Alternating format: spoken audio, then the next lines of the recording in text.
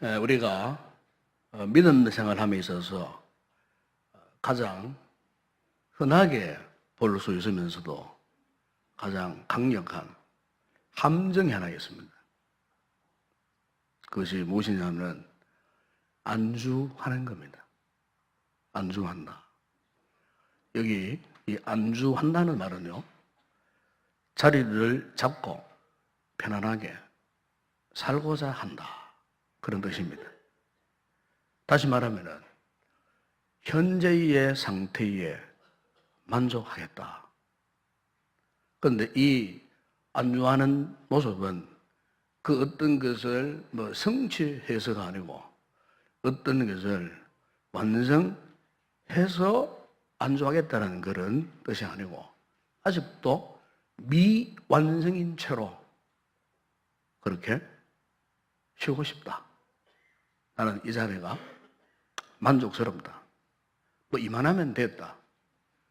이 정도면 되지 않겠냐. 더 이상 뭐가 필요한가. 그래서 그냥 그 시점에 머물러 버리는 겁니다.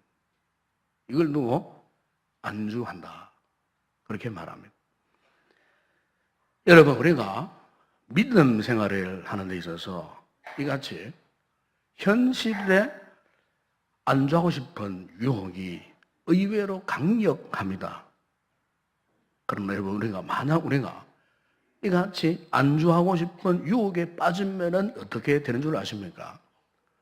그때부터 더 이상 우리의 신앙에는 전진이 멈추어 버립니다. 그때부터 신앙이 멈추어 버리니까 그때부터 우리가 우리의 삶의 믿음 생활에 영적인 부패 현상이 일어납니다. 결국 더 이상 일어날 수 없는 안전뱅이 영혼, 안전뱅이의 신앙 생활에 떨어질 수밖에 없습니다. 여러분, 우리가 2018년도 이 한 해 동안 믿음 생활을 함에 있어서 우리 성도들은 어떤 상황 가운데서도 절대로 현실에 안주하고 싶은 이 유혹에 빠지지 않기를 주의 이름으로 축원드립니다. 오늘 본문을 보시면은 이스라엘 공동체에서 참 이해할 수 없는 모습이 있어요. 지금 그들은 그토록 동경하고 사모하던 가나안 땅에 들어왔어요. 1절에 보게 되면 그 가나안 땅을 이미 정복했다 그랬습니다. 물론 모든 지역을 다 정복했다는 말이 아닙니다. 일부 그 모든 어느 정도는 이 땅을 이미 정복한 상태였어요. 그러니까 이스라엘 백성들이 학수고대하고 희망하던 꿈의 땅, 이 비전의 땅 아닙니까? 하나님께서 그들이 약속하신 이 하나님의 거룩한 기업의 땅, 그들이 그토록 바람하지 않았던 땅이자 하나님이 기업으로 주신 땅이기에 이제 그들이 이미 정복한 상태에 있어요. 일부는.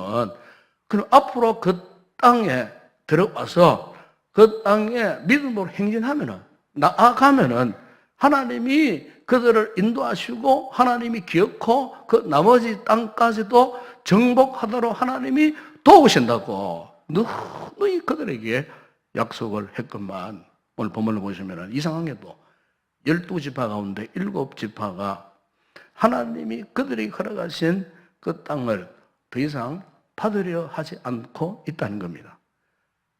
하나님 주신 당연히 당장이라도 달려가서 말뚝이라도 팔 것 같은데, 그런데 그들은 마치 이 가나안 땅과는 전혀 상관이 없는 사람들처럼 지금 그렇게 행동하고 있다는 거예요.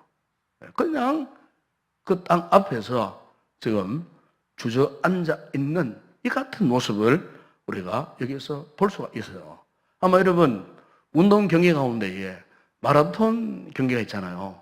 이 마라톤 경기가 42.195km를 이 마라토너들이 막 달려갑니다.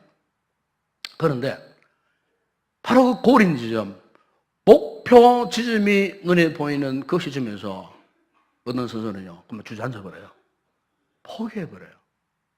이럴 때에 그 주변에서 응원하던 그 관중들 마음이 어떠하겠습니까? 너무너무 안타깝겠죠. 이제 목표 지점이 바로 눈에 보이는데 조금만 더 힘을 내가지고 달려가면은 그 목표 지점을 무사히 통과할 수가 있는데 바로 그 지점 앞에서 쓰러져 버린 거예요. 일어나지를 못하는 거예요. 예? 어떤 순간 너무너무 힘들고 어려워서 포기해버렸다고 했을 때에 그 안타까움은 이루말 수가 없는 거예요. 여러분, 오늘 본문에 보시면은 여호수아가 바로 이런 심정으로 그 7지파에 대해서 너무너무 안타까운 마음을 금할 길이 없는 거예요. 그래서 3절에 보시면은 여호수아 이렇게 책망합니다. 예?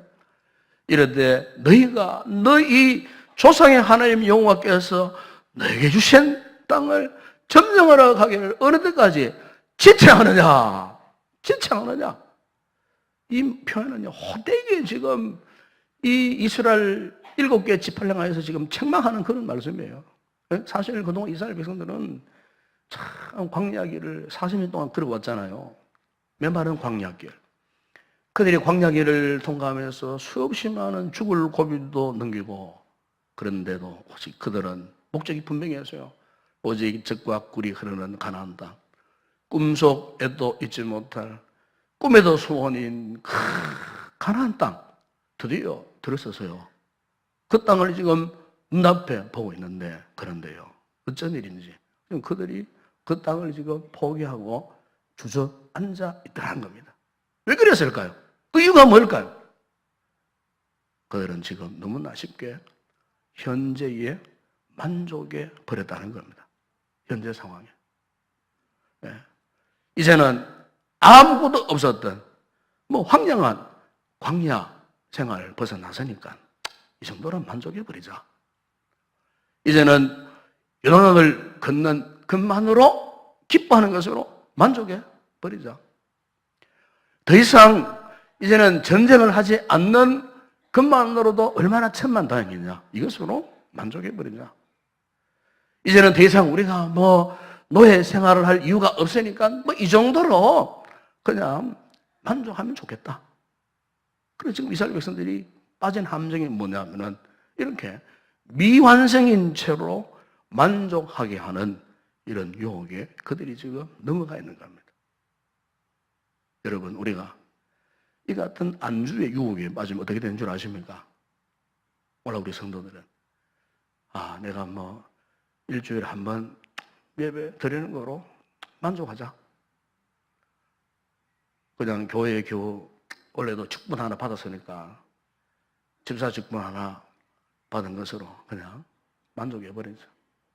너 이래봬도 제자 훈련 받았으니까 훈련 받은 그것으로 이제 내가 만족하자. 이 정도면 되지 않느냐? 더 이상 뭐가 필요한가? 네? 여러분, 우리가 이 같은 모습을 갖고 한 해를 살아간다면은 우리 한 해의 이 삶이 어떻게 되겠습니까? 여러분, 이를테면은 누구 사랑하는 사람에게로부터 선물을 받았어요. 선물을 받았는데 포장을 쉽게 했어요. 그런데 우리가 선물을 받고 그 포장만 봅니까? 그 포장으로만 우리가 만족하면 되겠습니까? 정말 저분이 나에게 어떤 선물을 주셨는가? 참 기대가 되지 않겠습니까? 선물을 뜯어봅니다. 그 안에 하얀 편지봉투에 이렇게 글이 섞여 있습니다. 그동안의 감사와 사랑과 은혜에 사랑에 대한 고백이 담겨 있습니다. 그리고 정성을 모은 귀한 예물이 다소곳 그 속에 있습니다. 그러면요, 그 선물을 받아볼 때에 상대가 정말 감동인 거예요. 감격인 거예요. 예? 만약에 그 포장재만 보고 그냥 팽개쳐버린다. 창고에 던져버린다. 여러분, 관심이 없다. 그렇게 되면은 그분의 그와 같은 나에 대한 사랑에 대한 관심 고백 알 수가 없죠. 감동을 느낄 수가 없어요. 여러분, 오늘 우리가 한 해를 살아갈 때에 하나님과 우리의 관계 속에서 더 같아요. 오늘 우리의 신앙의 자세가요, 자꾸 현실에 안주해버려요. 현실에 안주해버리면은 그 다음에 하나님께서 우리를 예배 놓으신 지금 이 현재보다도 더 귀하고 더 값지고 더 풍성하고 더 놀라운 것들을 지금 예외에 두셨는데 그것을 경험하지를 못해요. 그거를 내 것으로 만들 수 없어요. 누릴 수가 없어요. 여러분, 오늘 우리 신앙생활에 독특함이 있어요. 그게 뭐냐면은 신앙생활은 끊임없이 전진하는 겁니다. 과거 재앙이 아닙니다. 우리의 신앙생활은 미래 진영이에요. 현재 진영이면서 동시에 미래 진영이에요. 그러니까 계속해서 끊임없이 앞을 향하여 나아가야 되는 것. 조금도 멈추면 되지 않는 것. 항상 전진, 또 전진, 또 전진. 이게 오늘 우리의 신앙의 특수성이에요. 멈춰버리면 그 신앙은 죽어버리는 거예요. 멈춰버리면 그것이 끝나버리는 거예요. 그래서 여러분 사도 바울이 이 같은 신앙의 독특한 특성에 대해서 여러분 빌립보 3장 12절에 이렇게 고백합니다. 그가 내가 이미 얻었담도 아니요 온전히 이루었담도 아니라 오직 내가 그리스도 예수께 잡힌받은 것을 잡으려고 달려가노라. 바울은 자신의 신앙의 여정을 이렇게 고백을 했다는 겁니다. 무슨 말입니까?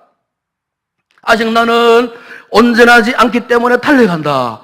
아직 나는 달려갈 길은 남아있기에 멈추지 않고 계속해서 나는 달려가겠다. 바울은 스스로에게 자신이 적당한 선에서 만족하고 그냥 안주하는 것을 스스로가 용납이 안 되었다는 겁니다. 여러분, 우리가 이 한 해 동안 신앙생활을 제대로 하시려고 한다면은 현실의 안주에서 적당하게 살려는 유혹과 싸워야 합니다. 하나님께서 진정 우리에게 약속하신 그 영적인 부유한 세계로 가려고 한다면 싸워야 됩니다. 이 유혹과 싸워야 돼요. 적당한 선에서 머물러 있으려고 하는 유혹. 이만하면 됐지 하는 이런 생각을 이겨내야 됩니다. 만약 여러분 우리가 이 같은 현실에 안주해 버릴 때 어떻게 되느냐? 오늘 우리의 신앙생활에는요 영적인 무감각이 찾아옵니다. 영적으로 무감각해져 보세요. 그럼 영적인 기대감이 사라져버려요. 영적인 사모함이 사라져버려요. 영적인 일에 관심이 없어져 버려요. 여러분 오늘 우리 믿음 생활에서 욕심이 없는 것은 좋지만 의욕조차 사라진다면 그게 더 큰 문제예요. 과욕은 금물이지만은 미래에 대한 갈망이 없다. 이게 더 큰 문제예요. 우리가 잘못된 욕망은 갖지 말아야 하지만 만약에 여러분 우리가 영적인 축복에 대한 갈망함이 없다면은 이게 여러분 더 심각한 문제가 아니겠어요? 우리가 교회를 섬기고 사역하다 보게 되면은 때로는 지쳐서 잠시 쉬어갈 수는 있어요. 왜? 다음 사역을 위해서 쉴 수는 있어요. 그러나 안주해버린다. 그러면요 안주를 통해 갖고 목표 전체를 상실해 버릴 수가 있어요. 이게 더 큰 문제예요. 여러분 그래서 마태복음 17장에 보시면은 어느 날 베드로가 주님을 따라서 소위 변화산에 올라갔잖아요. 변화산에서 그동안 베드로가 한 번도 경험하지 못했던 너무나 신령한 영적 은혜를 그가 체험을 합니다. 세상에서는 볼 수 없는 너무너무 영광스러운 그 광채, 예수님이 변형되셨어요. 그러니까 이 베드로가 너무너무 그 광경 속에 탐복을 하고 감동을 해가지고 그가 고백하는 것이 뭐냐면은 주여 우리가 여기 있는 것이 조사오니 초막셋을 짓때 하나는 주를 위하여 하나는 모세를 위하여 하나는 엘리야를 위하여 여기 짓고 여기 있기를 원한다. 너무너무 좋습니다. 베드로의 생각은 산 아래로 내려가기가 싫다는 말이에요. 여기가 너무 좋으니까 여기 그냥 머물러 버리십시다 주님. 그때 주님께서 7절에 보게 되면은 그들의 손을 잡으면서 일어나라. 일어나라 그래서 일어나요. 일어나야 돼요. 안주하면 안 돼요. 일어나야 돼요. 일어나는 성도들이 되기를 바랍니다. 멈추면 안 된다 그 말이에요. 그죠? 마태복음 여러분 성장해 보시면 보십시오. 예수님이 십자가 질 것이라고 제자들이 예견하시니까 베드로가 제일 먼저 주여 그리 마옵소서 이 일이 결코 죽게 미치지 아니하리이다. 무슨 말씀입니까? 베드로가요. 예수님께 이미 두 번이나 현실을 안주하고 싶었어요. 주님 따라다니는 것 너무너무 좋았어요. 수많은 사람들의 그 영광 속에 묻혀가지고 주님 따라다니니까 너무너무 좋아. 그러니까 예수님이 갑자기 십자가에 죽으신다 그러니까 안 됩니다. 그럴 수 없습니다. 주님께서 단호하게 여러분 마태복음 6장 23절에 뭐라고 말씀했습니까? 사탄아 내 뒤로 물러가라. 너는 나를 넘어지게 하는 자로다. 너는 하나님의 일을 생각하지 아니하고 도리어 사람의 일을 생각하는도다. 무서운 책망을 받았어요. 오죽했으면 제자를 향해서 사탄아 물러가라. 그렇게 말씀하셨겠습니까? 여러분. 사는 여러분.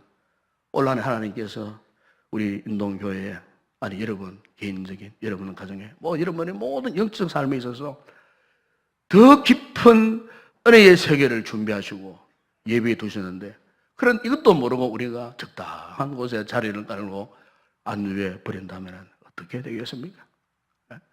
오늘 말하기는 성도들이야.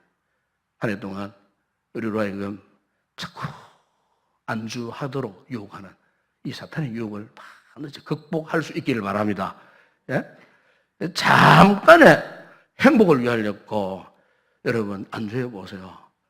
영원한 것, 신령한 것 다 놓치기만 하는 불행에 빠지게 될 수밖에 없어요. 그래서 오늘 본문 여러분 4절에 보시면 여호수아가 이스라엘 7지파들에게 내린 처방이 뭡니까? 그거 보세요.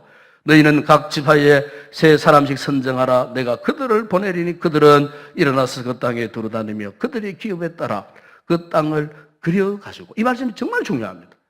그 땅을 그려가지고 내게로 돌아올 것이니라. 그러니까 지파별로 3사람씩 뽑아서 그들이 차지할 기업의 땅을 직접 가서 너희들이 한번 발로 디디고 밟고 그 땅이 어떤 땅인지 한번 보고 와라.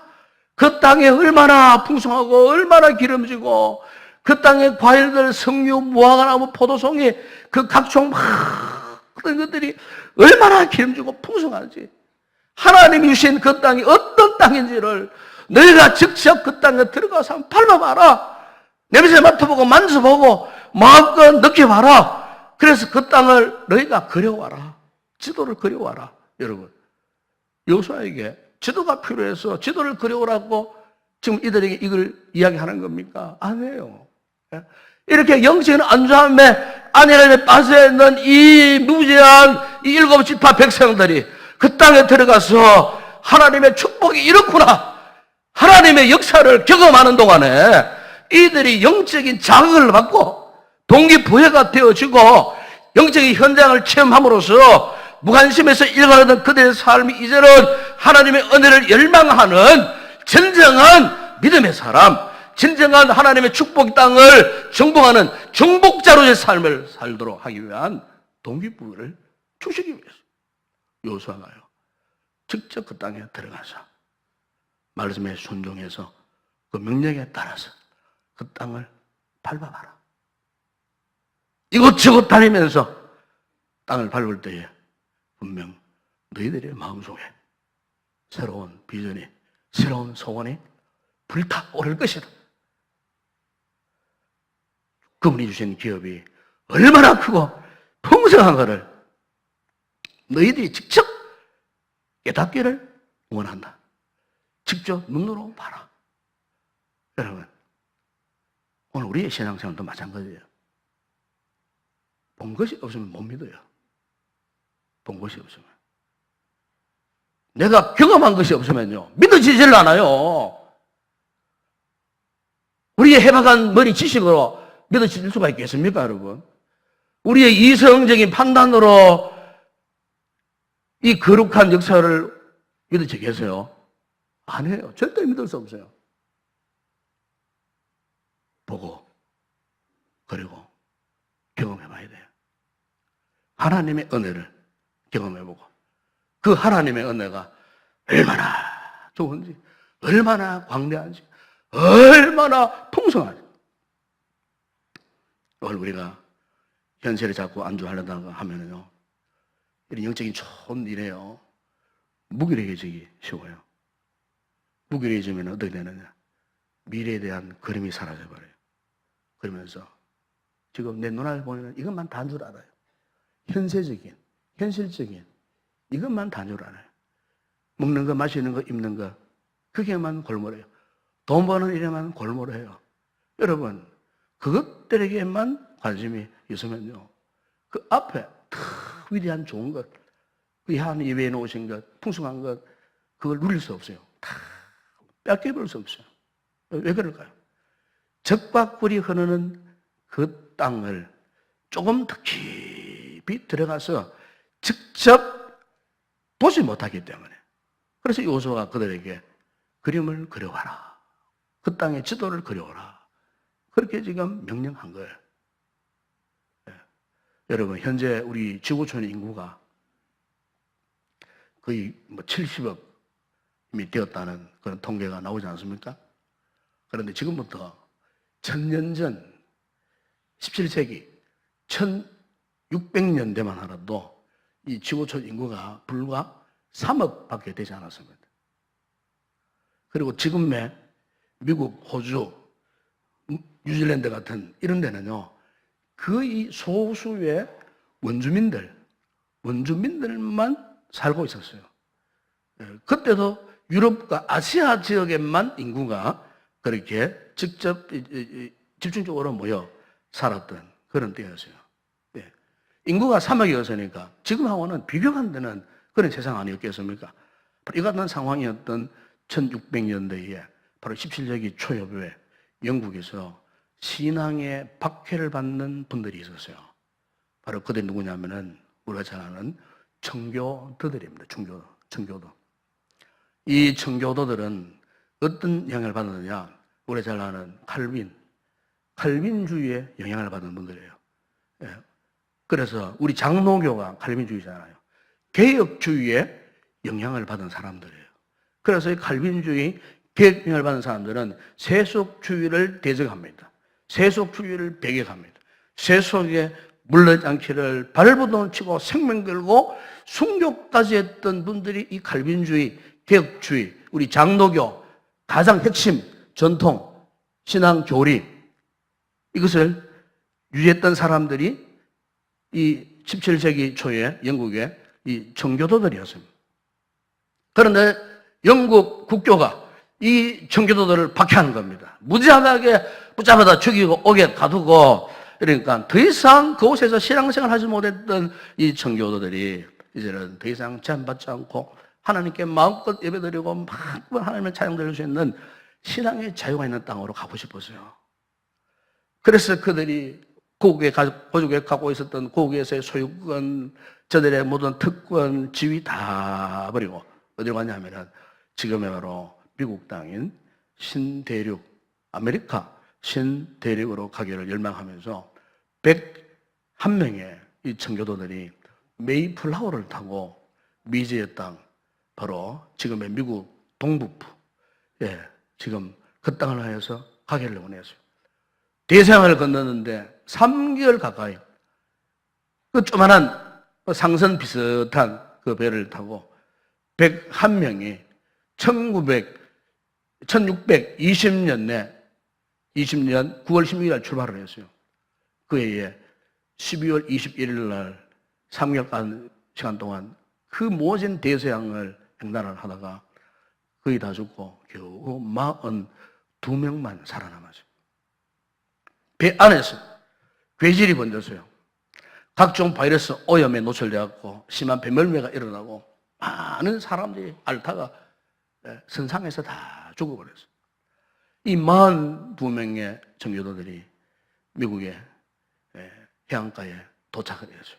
그런데 그들이 도착하고 제일 먼저 하늘이 뭔 줄 아십니까?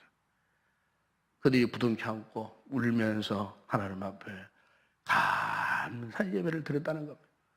눈물의 감사의 기도를 드렸습니다. 눈물의 예배를 드렸습니다. 그리고 그들이 우선적으로 한 일이 뭐냐면은 자신들이 집을 짓지 않고 예배당을 건축했습니다. 그 다음 학교를 건축했습니다. 자기 집은 맨 마지막에 만들었습니다. 그리고 그 모든 오가는 그 통로 길 모퉁이를 예배당을 거쳐서 지나올 수 있도록 다 그렇게 설계를 했어요. 그 이유가 뭐냐면 오늘 우리의 삶에 있어서는 하나님이 가장 우선이다 하는 그들의 신앙 고백이었어요. 그 적박한 땅에서 신앙의 그림을 그리면서 그들은 하나님 제일주의, 신앙 우선주의적 삶을 살았다 그 말입니다. 그러니까 여러분, 하나님께서 그 땅을 어떻게 축복하셨습니까? 지금 미국, 우리 역사는 반만년, 5천년 역사라고 하지만 미국에서는 채 400년이 안 되는 역사예요. 그런데 보십시오. 그 땅이 지금 400년 역사밖에 안 되는 그 땅이 세계 최고의 강국이 되어지고 경제적으로 모든 주도권을 미국 땅에 갖고 있잖아요. 여러분, 이게 그냥 한 나라의 대통령이 정치를 잘해가지고 된 거 절대로 아니에요. 그들의 선조들이 42명의 신앙의 선조들이 청교도적 개혁주의적 신앙을 가지고 그들이 눈물 흘리고 영적 생활에서 멈추지 아니하고 달려가고 또 달려가고 험악한 장애물이 있었어도 달려갔을 때에 하나님이 기억하고 그들의 믿음의 역사를 통해서 지금 그 땅을 그토록 크게 축복하셨다는 거 아니겠습니까? 저는 미국 대통령이 침수할 때마다 참 감동이 끌어오는 부분이 뭐냐면은 그 한 국가의 대통령이 하나님 말씀에 성경책에 손을 넣고 이게 선서하는 거예요. 약속하는 거예요. 여러분, 세계 어느 나라에 그런 대통령이 있습니까, 여러분? 성경에 손을 넣고 하나님 앞에 약속 선서하라.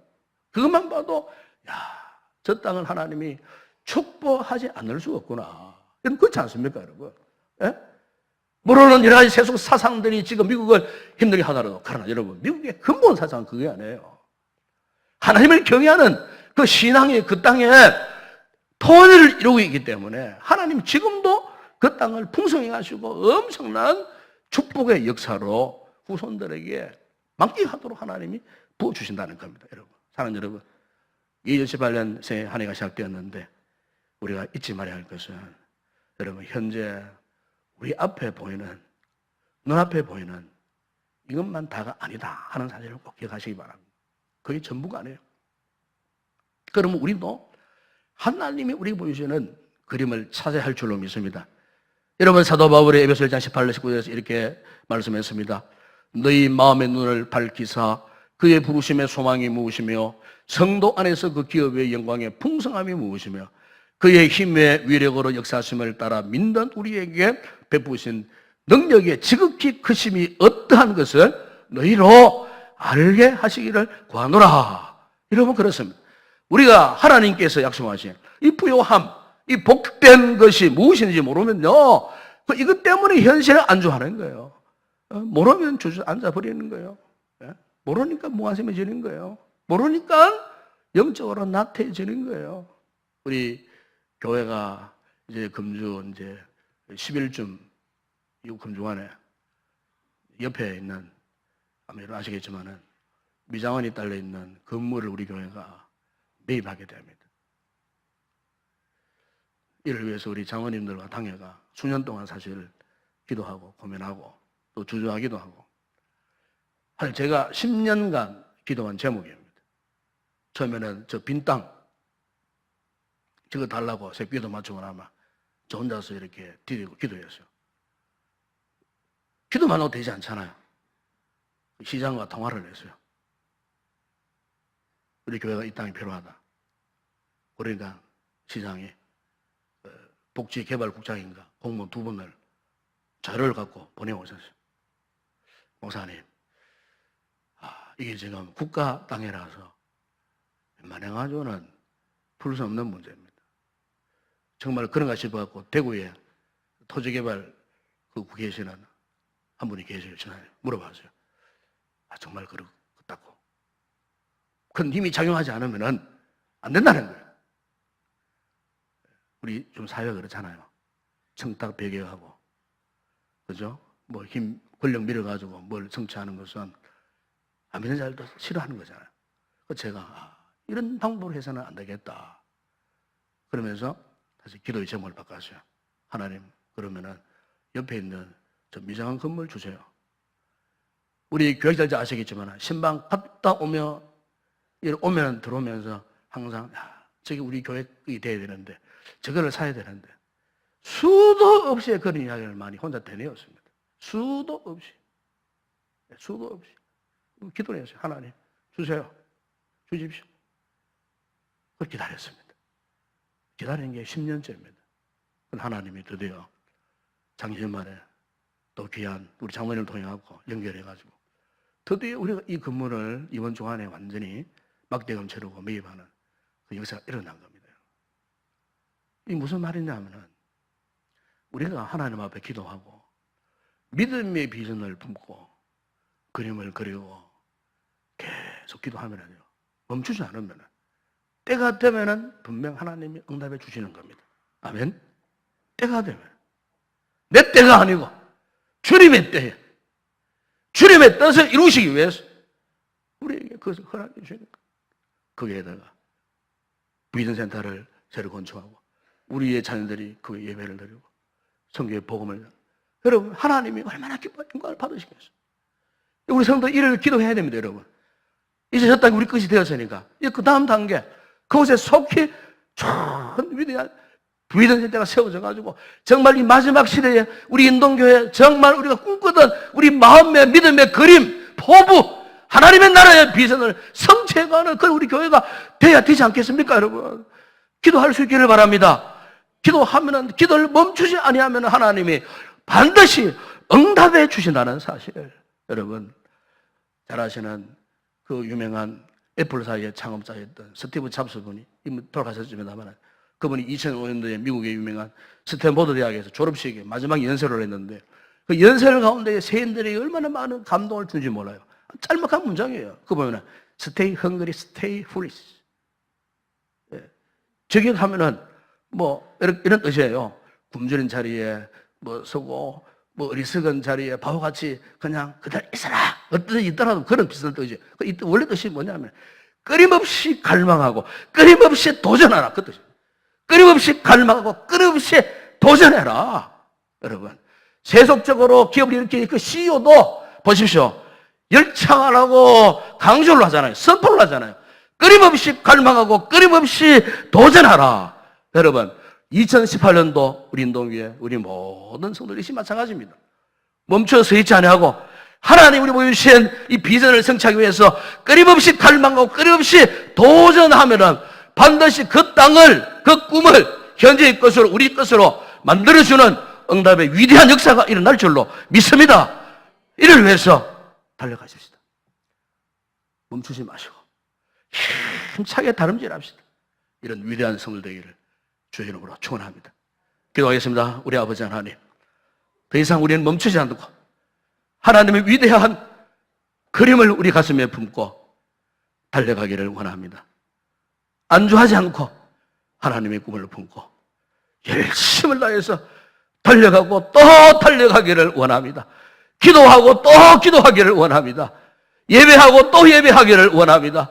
섬기고 봉사하고 충성하고 또 섬기고 봉사하고 충성하기를 원합니다.